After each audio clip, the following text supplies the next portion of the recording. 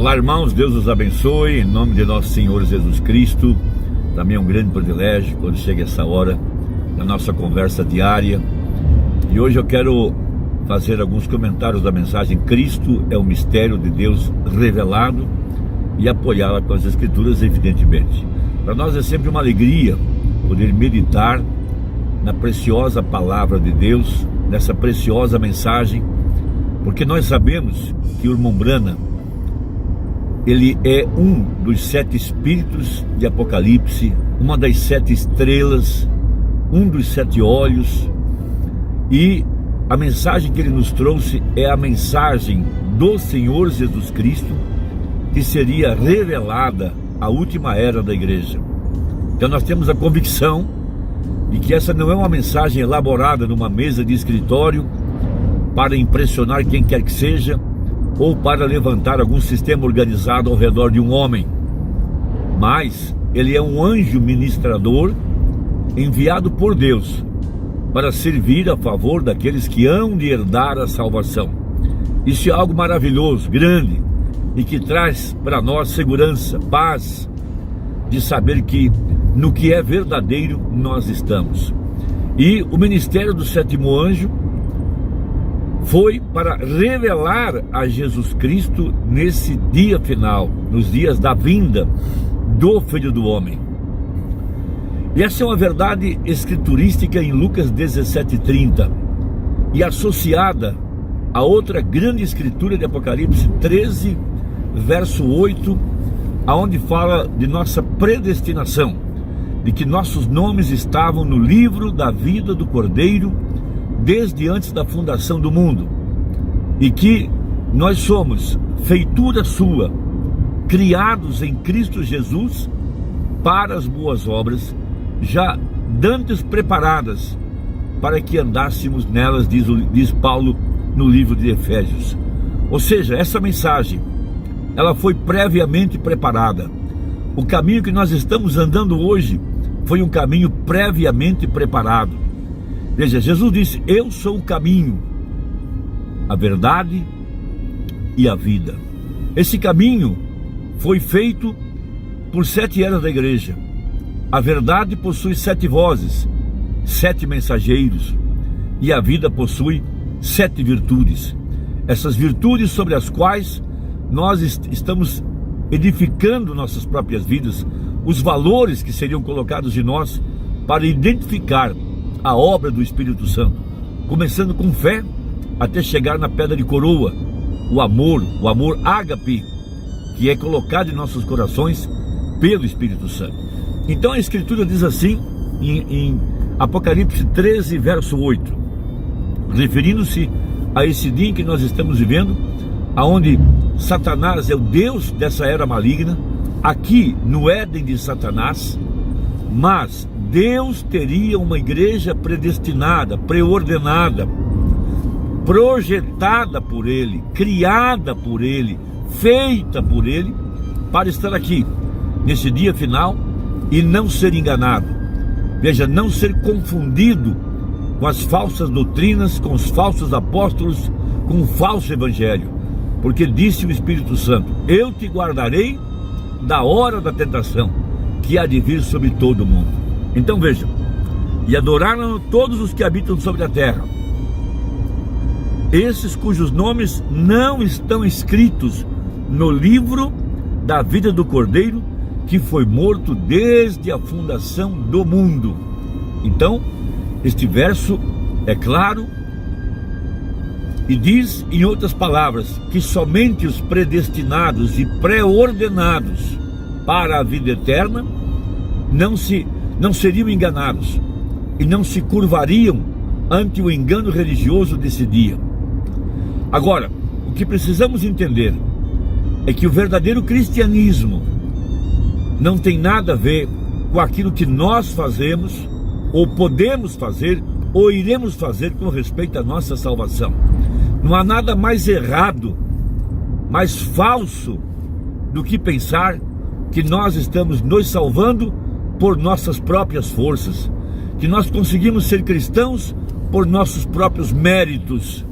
Diz assim a Bíblia em Efésios capítulo 2, verso 8: Por isso que disse o profeta que haveria uma igreja efesiana, uma igreja aonde os pensamentos de Deus viriam a essa igreja, e ela sabe que a nossa salvação é totalmente pela graça. Graça é um favor que nós não merecemos.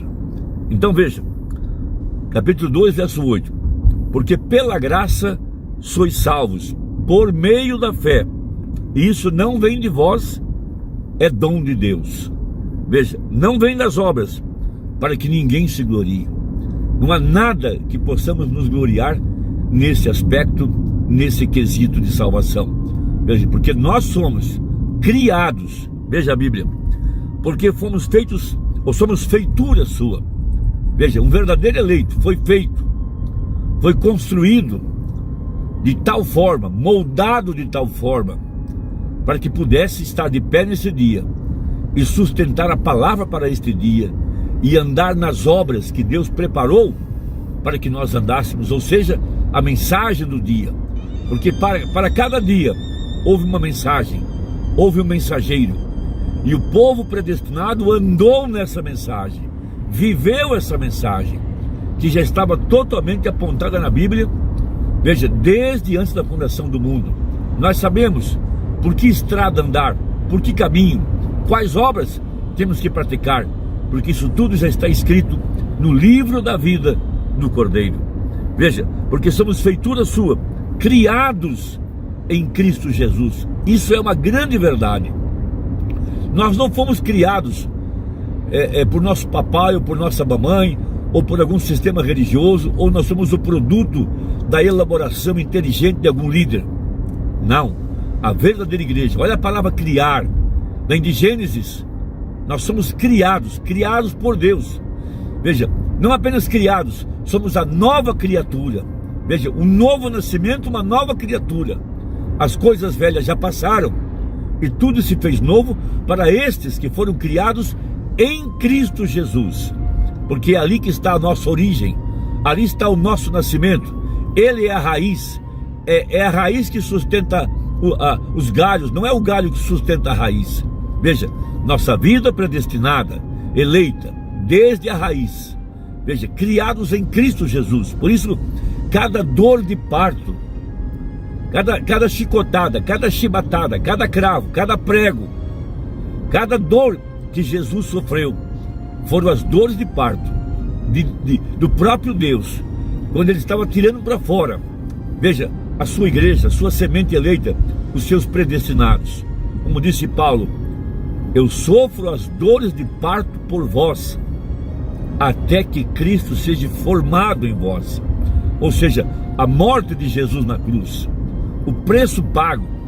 Veja, o batismo com o Espírito Santo fez com que Deus trouxesse para dentro de nós todos os benefícios de ter sido criado em Cristo. Veja, criados para o quê? Para boas obras. Veja, as quais Deus preparou para que andássemos nelas. E só existe uma boa obra, é o Evangelho, porque Evangelho quer dizer boas novas. E nós estamos andando nessas boas novas, da mensagem do dia, da mensagem de Malaquias capítulo 4, de Apocalipse 10, 7. Nós não estamos vivendo nossa própria vida, temos o privilégio de sermos o tabernáculo do Deus vivente, através do qual Deus está expressando-se a si mesmo, expressando-se através dessa mensagem, porque ela é a palavra viva de Deus, e cada palavra que sai ou que saiu da boca de Deus não pode voltar vazia, ela tem que cumprir o propósito para o qual ela foi enviada. Então, quando chegou o tempo, porque para cada coisa debaixo do céu há um tempo, quando chegou o tempo do resgate do título de propriedade que Adão havia perdido, o livro selado que continha esses nomes que estavam trancados dentro do testamento, e lembrando o que disse Paulo, é necessário a morte do testador para que o testamento tenha validade. Então, o testamento, os herdeiros, esses que possuem o seu nome no livro da vida do Cordeiro, desde antes da fundação do mundo. Então, o que são esses selos? Veja, esses selos contêm o mistério da nossa própria vida. Então, de acordo com o profeta, é a vontade de Deus descobrir o mistério predestinado de sua vontade. O profeta prega Efésios capítulo 1, capítulo 2, na série Adoção, e ele prega posição no corpo de Cristo. Depois ele prega mistérios predestinados de sua vontade. E todas essas mensagens relativas ao plano de Deus para cada um de nós. Veja, fazer parte dessa verdadeira igreja é primeiro ter estado na mente de Deus e saber que somos parte desse plano. Não somos um ajuntamento de gente, não somos uma associação evangélica. Nós somos a igreja eleita e predestinada que estava na mente de Deus. Então o profeta na mensagem, Cristo é revelado, melhor, Cristo é o mistério de Deus revelado. Parágrafo 524, ele abre esse mistério grandioso para nós, para mostrar como nós somos feitura sua, criados em Cristo Jesus, porque esse livro, ele foi escrito desde antes da fundação do mundo. Quando Deus fez a terra, criou os céus e a terra, esse livro já estava escrito, e o Cordeiro já havia sido morto desde antes da fundação do mundo, porque Deus sabia o que Ele faria com sua palavra. Ele sabe que construiu cada um de nós. Ele é como aquela grande mãe águia que pôs um ovo, e aquele ovo foi roubado por um fazendeiro. Ela sabia que ela tinha um descendente, que ela tinha um filhote, e ela saiu atrás do seu filhote. E quando ela foi buscar esse seu filho, ela não buscou uma galinha, ela buscou um filhote de águia, um que estava na própria imagem dela. Isso é algo maravilhoso.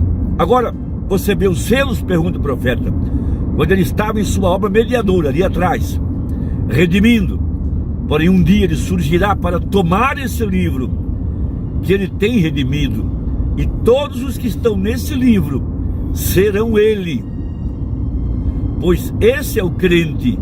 As palavras do livro e a palavra é ele, e todos que estão nisso, ele surgirá para buscar esse livro de redenção, cujos nomes estão escritos no livro antes da fundação do mundo, quando ele foi morto como um cordeiro. Então é impossível que essa igreja venha a fracassar, porque no Salmo 1, Davi, inspirado pelas leis de Deus, referindo-se à árvore noiva, ele disse: as suas folhas não caem, ou seja, ela não será destruída, ela não será vencida, ela não será enganada. Veja, continuando, e aqui ele está hoje, em sua palavra, manifestando a mesma coisa que ele fez ali. Veja, o Filho do Homem, Jesus Cristo, manifestando-se a si mesmo através do anjo de Malaquias 4. Ela não pode reconhecer outra liderança. Não, senhor, não há nenhum bispo, nada. Ela reconhece uma só liderança, que é Cristo, e Cristo é a palavra. Oh, que coisa! Assim como a cabeça foi levantada da sepultura, deste modo deve o seu corpo segui-la para o Éden. Portanto, o corpo não pode reconhecer nenhuma outra liderança, a não ser a liderança da palavra. Por isso nós temos um quadro maravilhoso na história de Gideão, quando Deus provou na água quais eram seus descendentes, quais nomes estavam no livro da vida do Cordeiro, quais pessoas ele havia feito, quais ele havia preparado para sustentar a mensagem do dia. Veja, 10.000 homens foram até a fonte para serem provados, e quando beberam a água, aqueles que a lamberam como um cão, veja, esses foram colocados de lado, e os que se ajoelharam a beber, o resto foi todo rejeitado. Então disse o profeta: aqueles que lamberam a água como um cão e não se ajoelharam, esses eram os escolhidos, esses eram os eleitos. Os demais que se ajoelharam era porque tinham tendência à idolatria. Então a verdadeira igreja hoje jamais se curvará a um homem, a um sistema, a uma imagem, porque ela foi desenhada para seguir uma única liderança, e essa é Cristo, a palavra. Irmão, que Deus te abençoe. Espero que tenha aproveitado. Deixe aí o seu comentário, veja se sua inscrição está ativa e até a próxima, se Deus quiser, em nome de Jesus. Amém.